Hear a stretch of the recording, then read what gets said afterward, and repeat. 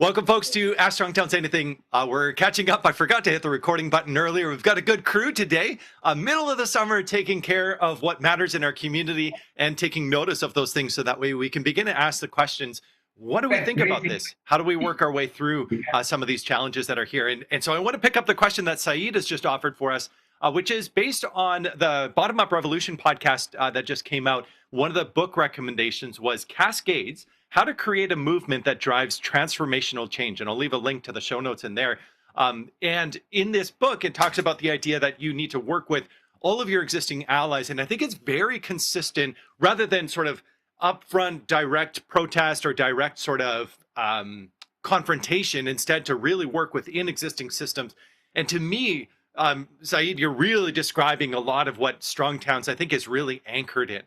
The idea that existing institutions frequently need reform, but not abolition. That broadly speaking, most of the core decision making, even if you may not like it, is still happening within some of these key sort of defined decision making structures. And that having influence in these areas is really important when you can influence it towards a positive vision. So sometimes it is absolutely necessary to start with opposition to a highway project that's just being blasted through your community. Sometimes you need to oppose, the downzoning of entire neighborhoods, as would have been nice if that had been opposed in the 60s and the 70s when that was becoming widespread. There's various things where cities like Fayetteville, for example, have reintroduced parking requirements after removing them for a while on the premise that I would say a flawed premise that somehow this is their path to greater prosperity for the community. I'm only picking on Fayetteville because they were already a shining light of taking action and now starting to claw that back. But I think it really underscores for us, we would say it is absolutely correct that if you can work within the existing institutions, even as messy as they are, to bring sometimes people that come to you gently or slowly over time, that can have a much greater impact. Yes, we can do some, tactical things as a form of protest. So every bench that we stick at a bench or at a bus stop that we are alerting people should have already had a bench is a form of protest, but is not actually the end goal of just citizens always being responsible to stock the public realm with all of these privately made things. That over time, the goal is that our systems begin to take note of that input and say, kind of like the folks in Charlotte realized that their transportation authority recognized, we've underplayed how valuable this is, but citizens have led us to see this and taken us in the right direction. This is where one of the bits of advice we'll offer to local residents is be as friendly and generous with your local elected officials as you can, even if you're preparing to endorse their opponent the next day. Why not? There is no benefit to this sort of knockdown, drag them out style of politics that's there. And I'll share, even one element of this was my sister-in-law, Emma Durand-Wood. She was a writer for Strong Towns. She's now been encouraged by so many people in her community to run for a by-election to be elected as a city council member. And I think this won't, be troublesome for me to share this, but she was approached by one person. They said, well, did you get the union endorsement? And she said, I don't even know what you're referring to. And they said, well, you need to first go and go through this whole process and get labor on your side if you want basically their ticket. And she said, well, they're not in my neighborhood, but I know the people who are in my neighborhood, and those are the people that I want their endorsement from. And I thought that was interesting because that system can sometimes be very adversarial. And part of the pledge, if you ask, for example, for some of these big endorsements and you don't get them, you're then told you not only can't run, you have to stand behind whoever is picked. Well, that can really leave you in a pretty fraught situation. And so she had said, hey, I already have a base. And actually, I'll pull on Emma's experience a little bit more because they revived the neighborhood association where they lived. The Glen Elm Neighborhood Association is just doing some remarkable things there. They were very focused. It's not a homeowners association. It's a residents association. It's everybody that lives here, not just the people that own here. And out of that, it started with some concern that another pawn shop, I should say, and a cash exchanger were being proposed for another strip along their urban highway that they live on. And they recognized that there's a carrying capacity for a community as to how many of these types of sites they can handle before it becomes too much and begins to really set off a cascade of other new retail vacancies. People begin to leave. People begin to assess your neighborhood differently if they just see a row of pawn shops and cash exchange stores, and so, or check exchangers. And so in that context, they did rally to say to the city, we already have these services. Why are we being the place that more of these types of services are being introduced? It isn't to say we don't need them. They are here, but we don't need more of them. But she and her husband and a few other key members of their group, especially younger folks, said, we need to have a positive vision of what we're for. We're not just rallying the troops to be against the pawn shop and then go away as soon as we win. And they did win. They managed to, get it changed. But they said, let's really identify, what do we want? Well, we want a strong community. So they host a seed sale in the spring. They host a winter sculpture, ice sculpture contest. They do movies in the parks. They basically revitalized it with, let's create the conditions of the type of place that we want to be. And I think this is where even, with our local conversations, seeing them lead walks, because walking in your neighborhood is a very good thing, but walks with a purpose of noticing what's going on, or as Edward Erfurt has shared in his community, the walks about nothing that end up being about everything that is needed in the community. Those are gems. Those are gorgeous ways to really begin to build that up. And so I haven't actually had a chance to read this book, How to Create a Movement That Drives Transformational Change, but certainly would echo just the general gist of what you've described there, as well as some of the cover materials that are there. And Jonathan, I'd love to throw it over to you. I like the points that you're bringing up here. I feel that a difficulty we have sometimes is that a lot of people are not aware of things. You mentioned Strode earlier. If you hear somebody say Strode, you're like, oh, okay, that person is clued into this conversation. We'll know what's missing, what's not. With the story you mentioned of say noxious business being removed, or not just whatever being removed, it becomes a thing of like, with anything, like, well, if you don't want a Walmart here, then how else am I going to get groceries? Or this other thing with like car dependency, like, but if I'm not driving, how would I ever leave my house? How would I go to the pharmacy to get my prescription refilled? What I'm getting at is that it's good to have those things, like you said, the walks, to show alternatives, and to have, say, the community events, because sometimes you can show, look, I'm not just against this. And a lot of times people aren't on board because they're like, yeah, well, it's the best we have. And you're saying, no, this isn't the best we have. This is not the only thing that's possible. There is another thing that's possible that maybe sometimes we aren't thinking of. Like, I did not see a lot of the things that we talk about until I traveled. And even then, after I traveled, it didn't really click until it was kind of pointed out that, like, no, it's not culture. It's the way everything's built. Like, you don't have these sprawling lawns. If people are closer together, that's why they've opened our markets. It's not something magically different in their DNA. And it's like, oh.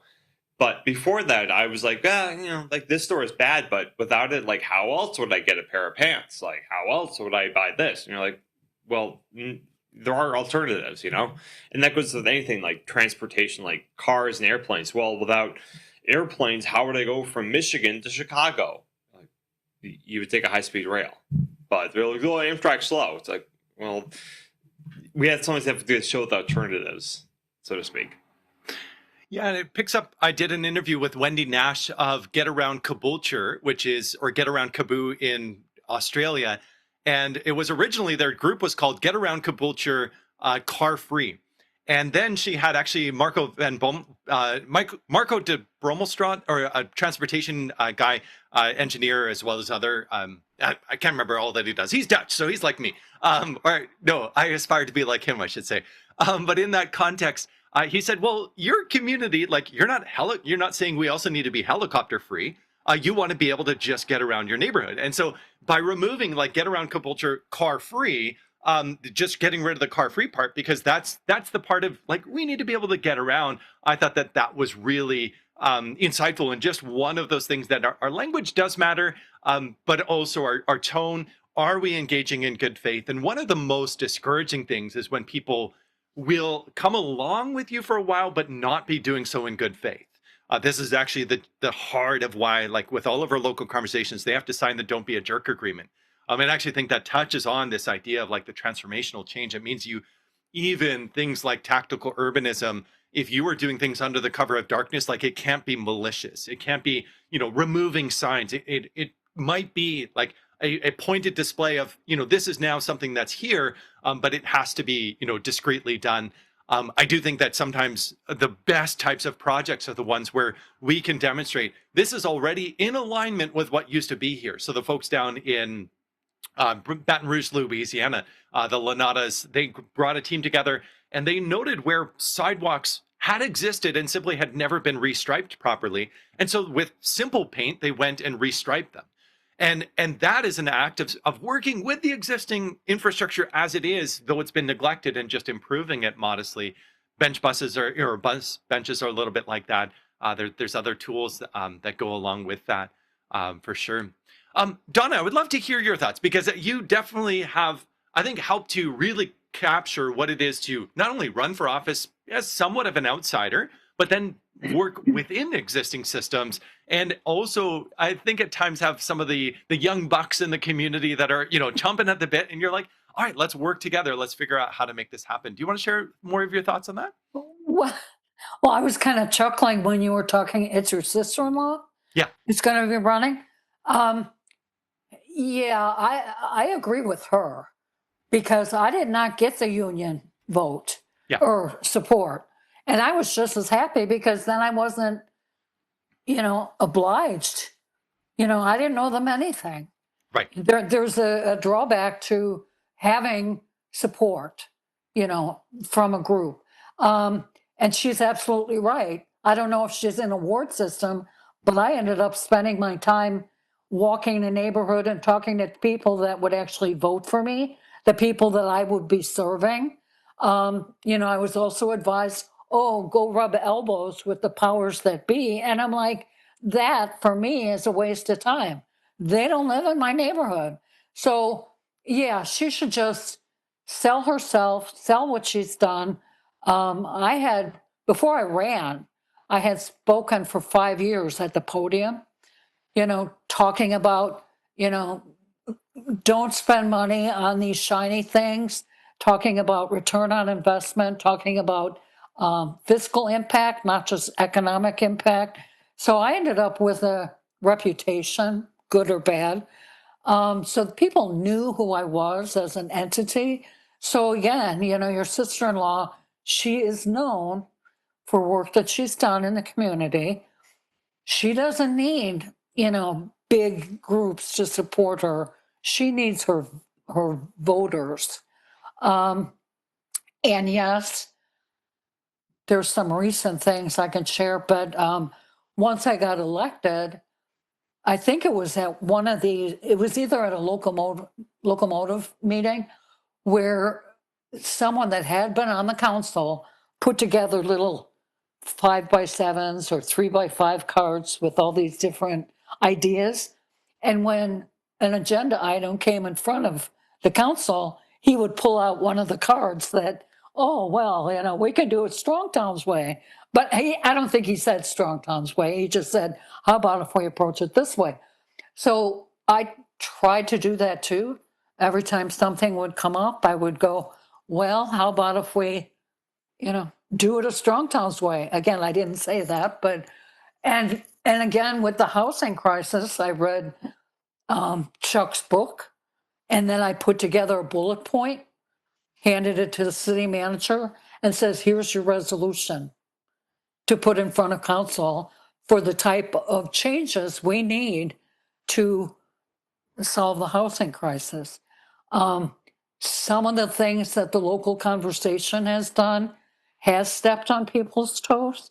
So I have also told them, be careful. You don't want to alienate people. And just recently, I don't know if you're aware and looked at the website or their Facebook page, they did a great little thing for the summer. They did a sidewalk mural from the library, which is on the kind of the outskirts of the city, of the downtown area, to the museum square, which is right in the center of downtown. And it was kind of a safe travel to the downtown from the library. Great idea. So that was accomplished. But the city already has an ordinance on the books for public art. And it's supposed to go through a process. And regardless where you live, the council has the ultimate thumbs up or thumbs down, even with planning and zoning. So, it was posted that they now have a committee that's going to do public art. And I responded back, I said, whoa, we have an ordinance that supersedes any resolution. Why don't you coordinate and collaborate rather than compete? And I don't know what's going to happen, but I said, talk to the mayor, make sure that that commission that's supposed to be there has members, starts meeting, takes in input from the community, so it's not what one person thinks is art, not everybody thinks it's art. Mhm. So that's where you get the community input in front of this committee or commission. And then the commission makes a recommendation to the council, just like the planning commission would do. And then the council would go, yes, and even financially support it, depending. Hmm. So anyway, we'll see if the local conversation takes my advice or not. I'm not trying to poo-poo their actions, but I do think that, like you said, working with um, established entities is really the best way rather than duplication. And there are people on the council that support Strong Towns ideas. I was, the major advocate for that on the council. Sorry, I'm not on there anymore, but yeah, the local conversation needs to make friends with people on the council, the powers that be. Please don't go to staff and try to usurp the council. That's not a good way to make friends. So, yeah, work within the system. If anybody had come to me and said, "Hey," they did in in my ward. "Hey, we're having trouble with speeding on this, road that's designed like, the Indy 500." And so I even suggested, I said, "Hey, do some kind of urbanism, tactical urbanism, go out and paint crosswalks, go out and kind of go out and put hay bales at the corners, in order to make people kind of go around." And they thought about it, and then they kind of backed down. It was like too scary. They didn't want to get in trouble, and I'm like, well, I get it, but a hay bale can just be picked up and moved, Right. Yeah. And And it yeah, can accidentally fall off the back of your truck yeah. in just the right position. Well, that's true too. And I'm thinking, well, the local conversation did this mural on the sidewalk. Of course, they got permission from the city, but yes, Public Works doesn't like anybody painting on the street, but there are crosswalks all over the city. Why not put a crosswalk in a residential neighborhood? For safety purposes, so people, so cars recognize that, hey, somebody may want to cross the street here. Yeah. I mean, that kind of thing. It's like, don't ask for forgiveness afterward, as long as you're not being destructive. Right. Yeah. So, yeah, Yeah. but yeah. Yeah, your example of the public art committee and having it get final approval from council does test the limits of my readiness, because there's some points where you're like, maybe we could bring that down a level or a few levels, but at the same time, public art can become so contentious, especially if there's any sense of permanence to it, and sometimes people acting either in bad faith or with an intent to provoke. My son and his 3 friends just did a lemonade stand for the last 2 days. And so that was a version of their own sort of performance art, because they were hailing every vehicle, and I was having to tell them, whoa, whoa, whoa, you cannot distract drivers. You could try to recruit potential customers, but there was definitely some interest there. There Jane, was this, oh yeah, yeah. there was, no, I don't mean to interrupt, but there was discussion on the council about, all this before the ordinance was put together. And it was, so that random people, and it was actually as a result of random people putting up this big mural on public property. And it was like, who gave you permission to do that? Not everybody liked, Yeah. what was painted on the wall with permanent paint. So, that's where that discussion happened. Nobody's going to refuse somebody that wants to put up art, but I think that having a process in place is important. Yeah. But I mean, I'm often surprised by what people are willing to refuse. So things like little free libraries, people putting up lovely little nooks, and then neighbors insisting that the city come with a chainsaw and cut it all down. And it's often what is interesting with the little free libraries is there will either be a pre-existing conflict, in which case there's already a reason why the people are out. So this is just yet another straw, or there is this overlap with concerns about public safety, concerns that, well, that will mean that, if someone is standing there, I don't know if they're up to no good or if they're just using, and I'm like, all right, can we unpack that? Can we unpack like what your level of personal security feels like and what it is you believe the street is for and how like others can actually engage with that public realm? I've seen examples of little like benches set in the front yard with a little free library and then, a little lemonade like picture there. And to me, that's the epitome of like being neighborly and creating something beautiful for folks in your community. But Don or Jean, you're clear across the country. If your audio is working today, I would love to hear your thoughts because you work as a county administrator.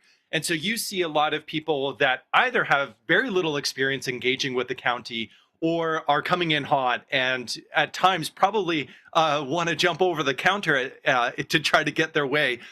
Any thoughts on how you would advise people to engage with county staff or with municipal staff as it might be based on your experience? You bet. And I should correct you. I am not a county administrator any way, shape, or form. Oh, I thought you were. I am in the county. I'm with Greenlee County, but I'm a minion.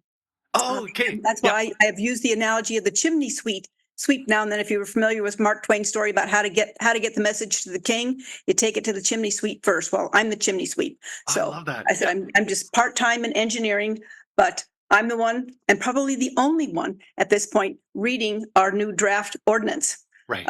Which I'm not impressed with what the consultant did.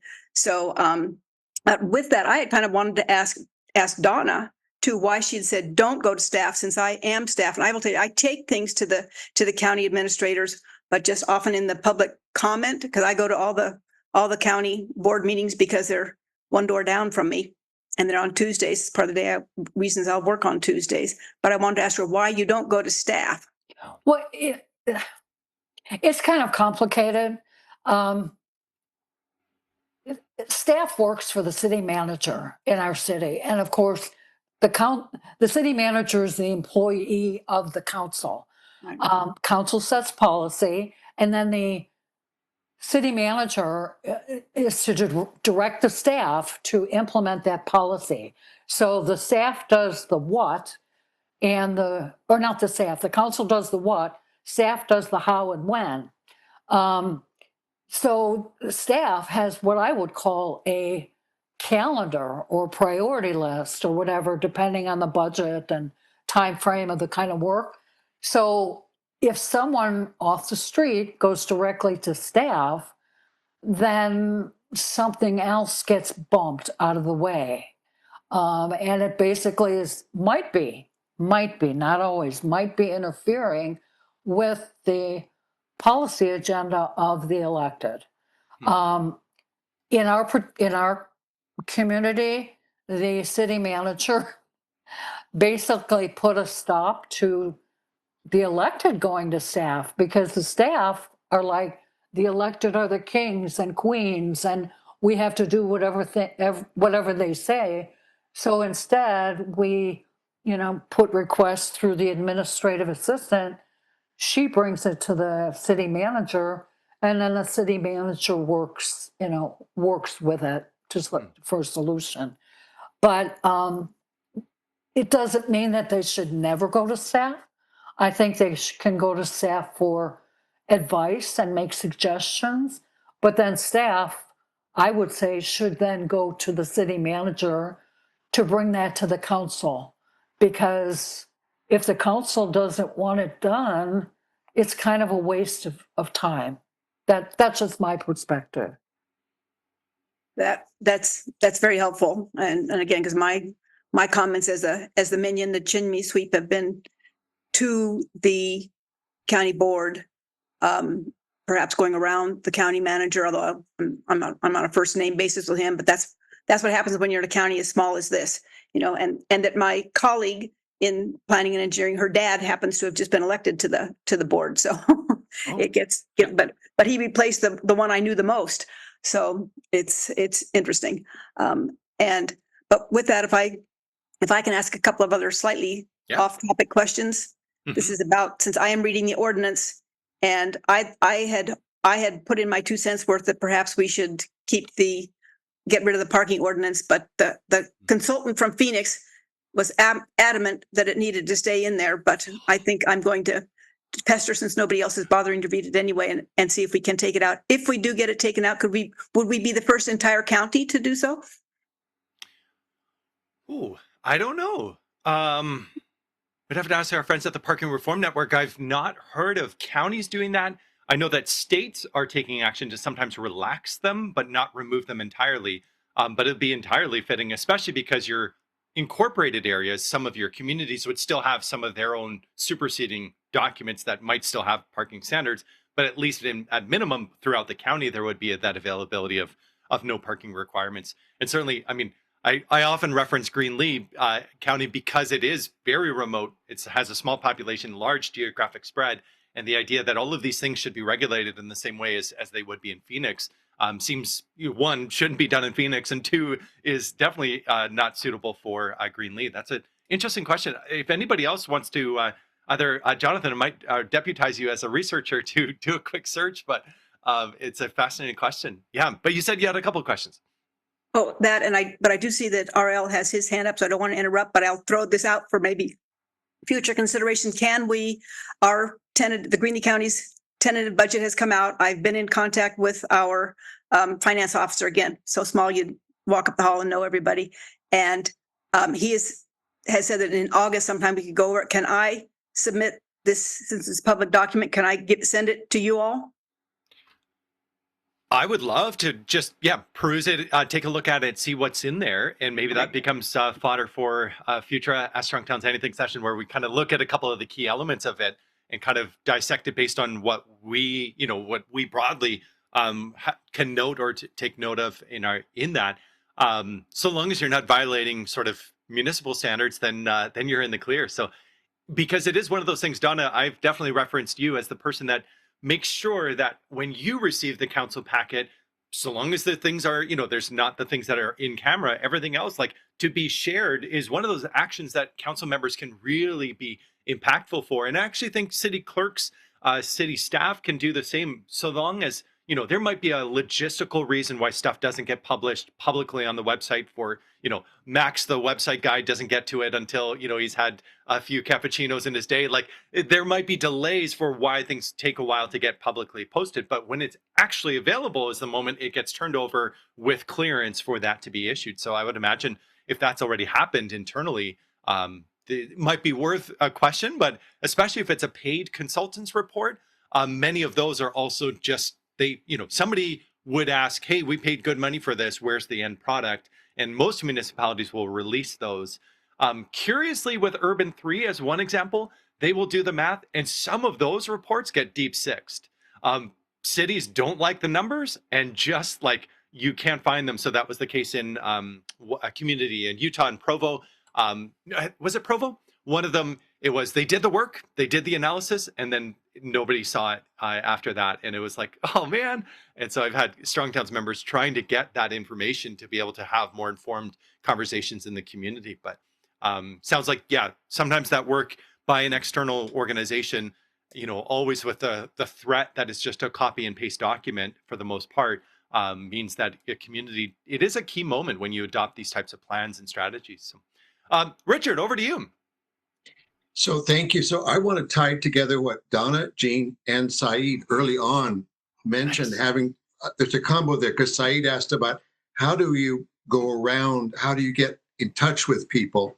See, here's the deal. Walla Walla is 33,000, and we operate like Kalamazoo with Donna, with a city manager, okay, and elected council with a mayor, but the mayor has some control elected within the council, but it changes every couple of years. So the city manager is in charge. And with Gene, here's the deal. I've gotten to be friends with a lot of the staff, and they're very easy to talk to. At first, they weren't, but I think after years, like with Donna, going to the meetings, you become familiar. And I learned along the way why it was sometimes they didn't want to talk to you. And I just had to work on the fact of trying to relate to them. I'm not the adversary. I'm simply another voice. And at one point, the city manager, previous to now, advised me, because we talked all the time. He said, "Ariel, you're aggravating staff. Just talk to me." And I did not. I like, wait a minute. I'm not aggravating them. They're self-aggravating because they haven't been given any training on how to listen. And sometimes the chat is serious, but it's not personal. And so that gave me a lot of insight to how to start rearranging how I would share things. And so, but here's my quandary: how to contact everybody, particularly the city council, because yes, they're the executive, and they hire the city manager, who's legislative. City council's legislative, and the manager is administrative. And we always hear these terms as to, well, we're legislative, so we can only do this. We're administrative, we can only do this. But here's what's happening that the Bermuda Triangle I'm in. Our city manager controls everything. And some part of the city council is absolutely like, whatever the person wants. Oh, this is, and it's like, no, wait a minute. We elected you, and you then hired this person, and that, why did you suddenly change things around? And it's gotten very complicated, because going back to Saeed as to we've been trying to reach out to city council members and find out. So you do it diplomatically, so you don't do it behind everybody's back. Maybe you send a message to the city council individually, which we can do, but you CC the city manager, just so that everybody knows what's going on. You're not tiptoeing around, but you're not wanting to talk to the city manager. You're wanting to talk to the council. And in at least one specific case, the city manager intercepted, "Oh, no, I'm meeting with you." And no, the city council can't come to the meeting. And it's like, wait a minute. So there's an example from my little community and it would be fascinating if everyone sent in a chart of how your system is supposed to work on the chart versus how it actually works, because all this control has slipped in. Yeah. So there's my 2 cents. No, I appreciate that. And I have a friend that is an anarchist and really takes a dim view of things like airport, security and real ID and all sorts of other things. And we've had fascinating conversations about the limits of state power. And she also made the point, she said, when it rains, I do have to wear a raincoat. And so there is a situation which the acceptance of things as they are, even if it's not ideal, is it's the equivalent of putting on a raincoat because it happens to be raining. And I think that is one of the interesting things where, Gene, you're saying, hey, there are opportunities with interested, sort of open, curious staff that are willing to do it, that don't feel threatened by it, so long as you also have a work culture that encourages that. And I think last time when we were asking the question for local staff who feel like they're not allowed to speak up about any of these issues, or else they're going to lose their jobs or at least find themselves on the outs. Greg Sundin made the point as a former city manager that one of the core, or manager of a city, I don't know what his official title was, I can't recall, but he said, you have to be cultivating a sense of openness, of curiosity, of not feeling threatened. And I think this is one of those challenges that emerge when, I saw this even when I was in the mayor's office in Surrey, that there were certain types of topics from certain departments that we were told, say nothing, do nothing, see nothing. And it was like, that doesn't work, because the community is clearly making, a real concern about this. and the irony being that some of the more like the RCMP, the local police detachment, they were much more open with details, open with information on things that arguably they had legal grounds to say, we can't talk about it, it's before the courts, all of this. But they did their best to actually be quite open with the public about public safety threats. Meanwhile, somebody that's like, worried about storm sewer capacity in their neighborhood was getting the complete like, whoa, nothing, you can't ask those questions. None of that information is public. And you're like, one of these is like life and death. The other is, whether sewer backs up in your neighborhood. And the one, there's a fair amount of disclosure because there's a culture of realizing there's real value in doing this. And so helping to generate that culture of disclosure, I think is a valuable part of the process as well. And then being good, I always stress being a good faith recipient of those disclosures. This is where I'm very sensitive to things like sunshine lists. I don't know if your communities have these. Most places have it where they have to release now anybody that makes more than $100,000 on the local payroll. You can generate some stories out of that, and sometimes there can be interesting trends. But at this point, $100,000 in Canadian cities is not actually like a super high salary anymore. And so we have this massive number of people that are all named and listed as to how much they're earning and what their overtime amounts were. And on the one hand, there's a story there, but the newspapers just every year run the exact same like rinse and repeat story of like, can you believe it? And that is one of those instances where I'm like, can we get to the substantive question? Like, did we get value from them? Was there a genuine improvement? Did the fact that we have, continue to add more police officers, does that actually just continue to create the conditions in which all of them will move up the salary grid and we're going to be overstaffed? Those are the types of questions to ask, not, what did Sally do to deserve 110,000 this year? And so in that setting, I think that element of asking better questions or just being sensitive to those things, I think really does matter a lot. Anybody else have either from outside of City Hall trying to reach over the counter to spark conversation, or perhaps if anybody's had municipal experience, want to jump in? Kip, your image is right in front of me, although I know you're on a bus, so that might be poor background audio for you, but that is definitely one of those instances where I know you definitely have to reach over the counter at times to try to encourage people. Or Jonathan, jump in. Yeah. This is not huge, but something I have noticed in my little world is that talking to city staff can be good, not in the sense that you're trying to, you definitely shouldn't try to circumvent official policy and say, hey, now that I got you here, do this. I know what the counselor said, but she's not here right now. Do what I want to do. I'm not talking about that. I mean, I don't want to say heart to heart, but substantive conversations, because that can plant the seed and the staff person might know the right time to have the council's ear. Because I've noticed that when I have the public comment, if the council's not ready to hear something, they're not ready to hear it. And a lot of times you might be talking about something that was discussed last week, and you can't talk about it before it happens. You have to talk about start of the next week, and at that point they move down, they don't listen. But if you plant the seed, like there's somebody, I was like, oh, I noticed in her office a Strong Towns poster with Jane Jacobs' quote went up, and I was like, I wasn't there before. Right. But I noticed a change in her speaking when she had to speak for the council, because they wanted to listen to her input on something specific, so they really were listening to her. And that was the time when she said very Strong Towns adjacent stuff, and I was like, wow, this is amazing. Yeah. This is exactly what I would have said.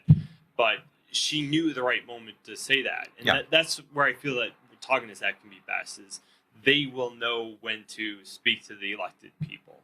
Yep. Yeah. No, that's a great point. Saeed. And then Max, I saw you unmuted as well, so we'll jump over to you in a moment too. But Saeed?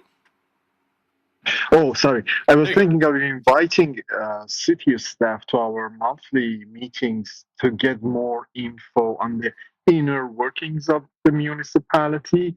Would you think that would be a good idea? I think that's fantastic. I think what it signals then is you're not asking them to be grilled on something. You're asking them to inform you and guide you. And a lot of times that can be really positive. The one trouble is the person you want, they often send the person above them. And so I've had a couple of times where we've tried to set it up with like a planner, and they're like, okay, we're going to get the like director of planning. And then you go through this whole rigmarole because only the director of planning is willing to, or is like checked as somebody that's allowed to do it. And simultaneously their schedule is so packed that they make it really difficult for them to attend. Maybe this is just my city, or maybe that's more common in other places as well. And so there can be this, like, I've always tried to like weasel in that it is also a staff development opportunity in the invite to say, hey, you're working on this desk. Would you be willing to, and like, we're a really like gentle, positive group. So this is not, this would be good preparation for you if ever you're, presenting at a public hearing or things like that. And because I'm always trying to say, I want to be further down the ladder, just because those are the people that can actually explain sort of how things navigate, because they have, in some cases, fairly recently learned what the ropes are. And that can be useful, not to discount if you can get a more significant sort of public figure to attend, but I found the level of value of their comments to drop based on the level of seniority that they have, which is maybe not entirely fair, but they become very skilled at the game. So our director of engineering answers with much less specificity than the director of waterworks. And so getting that person to attend if possible, and say, hey, can you guide us on this? The other part of it is always, Mitch Durand-Wood, who writes the Dear Winnipeg blog, he gets a whole bunch of people from the finance department, they're subscribers, and they showed up at his book launch because they said, nobody ever talks about our stuff. And so that might be one of those things where you say, what is the branch of government that we've talked about the least? Let's go invite them and say, we don't know anything about what you're doing. Can you share? Because you serve a vital role in our community, but it's in an unnoticed way. In the same way that the police are routinely engaging with the public, probably there's a department that never has to. And that might be one of those departments you say, hey, come share a little bit about what you're doing and help us to understand these things more. So I think, Richard, to what you were reflecting on, sometimes there's that like risk aversion that says the only authorized communication comes from, the top. And from a communications perspective, that makes sense if you need the official message. But the flip side of it is, I would argue that a lot of cities would be well served if they allowed junior employees to actually take more of a role in explaining things and guiding things, because you'll see that in town halls or in city public information sessions. They have a couple of poor planners that are there, and they're getting raked over the coals, and they're having to call over a supervisor because the conversation just went weird, and they're being asked things that are inappropriate of them. I would say give them training opportunities, much like we would do with the Toastmasters Club or other things like this. Give them training reps to get that in, and doing that with a group that promises to be gentle and kind can really go a long ways to that. So I love that, Saeed. That's fantastic. Richard? Yeah, to Saeed, I want to mention right away. I want to say I'm just made baby steps because I've been friendly with our city engineer and our public works department for a long time, understanding how tough their job is and trying to help. Okay. But just recently with the city engineer, he had not heard of strong towns, even though I've mentioned it generally, but he wants to know more. And so I'm going to be sharing more with him. It's really cool. It's a huge deal for me. Meanwhile, back to Saeed, I don't know about your community, how the council's set up, but in our community, do you know, if you don't know about what the quorum rule is, you need to look that up. In our case, we have 7 council members, and 4 or more cannot get together outside of a regular meeting, because they could then decide to make a vote that would pass. 3 or less can join, but it gets more complicated at some outside meeting, but they may be required to publish a public notice so many days in advance that they're going to be meeting, but they won't be making any decisions. I mean, that's how complicated it gets. And all you're wanting to do is have them come and chat with you. So you need to look at that just to know what the rules and regulations are that would prevent them from meeting, not because they didn't want to, but they couldn't legally. So there's something to check about quorum rules. particularly with the city council. Yeah, that's a great point. Gene, over to you, and then a couple of programming notes. Oh, and I promised Max as well, but Max will come to you. But go ahead, Gene, because you raised your hand. Okay. I just was going to go on a bit about the idea that you're trying to invite people to help educate you. And I think that's the role I'm probably going to take with our financial guy in the county. I've already sent him some of the Strong Towns videos and so forth about the budget and about the financial decoder. He has been interested and said he could get to it when they get through this budget process right now, which they're in the midst of. That's when I said they have the preliminary budget done, and I will figure out a way to get it sent to you. But I will double check to be sure that I'm not stepping on toes, as Donna was saying. I want to make sure not doing too much whatever it is. Anyway, but I would say that I'm trying to get him to explain it to me and see how it works. And I think that's a really good way to get to it, and that I'm actually going to make it as my excuses. I'd like to try this financial decoder, frankly, on our ranch business too, and that he can help me think it through. Yep. And so inviting him to help me figure out what it all means, and then for him to decide for himself whether it's useful for the county before he presents it to anybody else. And I will check with my boss before I do that too. My boss is the county engineer. Nice. Yeah. No, that's fantastic. I love that. Max, I think I saw you on mute for a bit. So if you want to jump in, you're most welcome to. I know you like to enjoy this as part of your lunch hour and just listen along. So let's see. And by the way, Gene, you are definitely my favorite minion. So, all right, well, we're going to pivot to just programming notes to sort of wrap up. So next week, we're going to do this. The last two sessions now, we've done much more of the, like, how do we create change?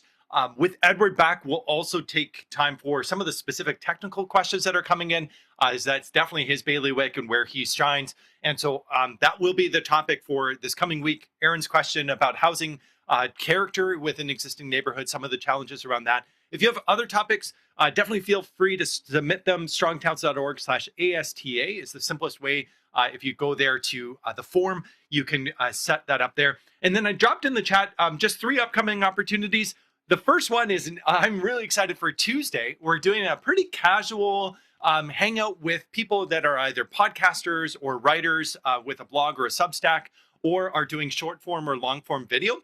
And so I've got, I think, 8 different people that are like our mini celebrities, as in they do the work at the local level to either write about it or podcast about it.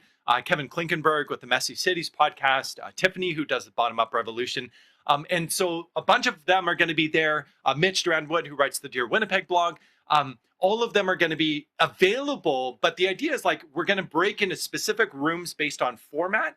So if you've ever thought, like, one, how does one do like a local podcast or start a local blog? Mitch is full of good ideas because I borrowed a bunch of them to start my own local blog. But there's also going to be just an opportunity to win a couple of t-shirts. We're doing giveaways, that sort of stuff for members.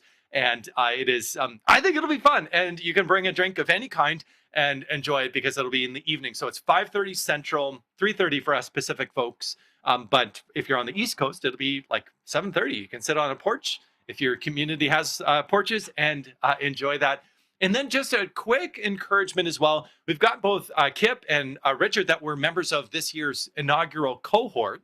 But I do want to share, either for yourself or if you know somebody in your community that is Strong Towns adjacent, who would really benefit from not only some elements of leadership opportunities or leadership growth and reflection, but also the opportunity to develop a network of other Strong Towns people that are, we had city council members, we had local advocates, we had city staff, a whole range of different, a land use attorney. There's a whole range of different people that is available for folks in your community, or if you're interested yourself, that's always an option as well. That's a year or 8-month program that runs every month. You have a meeting together.